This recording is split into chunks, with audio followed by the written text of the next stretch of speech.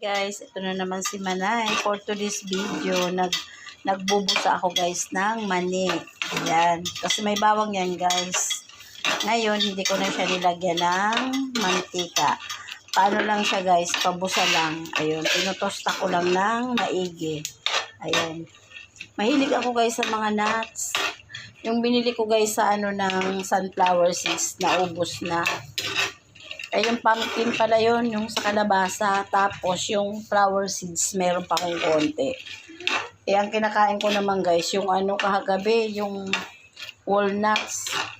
Yung walnuts, baka maubos guys, may may gagawin ako dyan. Gagawa kong ice cream. Ito naman ang inaano ko guys. Binubusa ni Manay, ayan.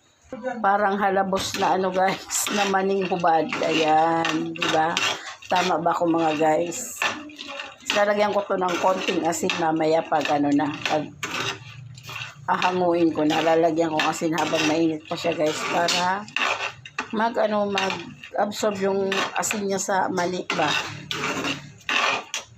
Guys, okay na yung ating kukutin na halabos na maning hubad. Ayan, okay na siya guys. Guys, masarap pala itong hinalabos na maning hubad. Tingnan nyo guys, ang laki na nabawas mo.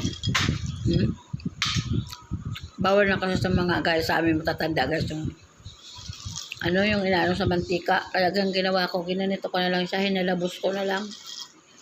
Sinangag ba? Ayan.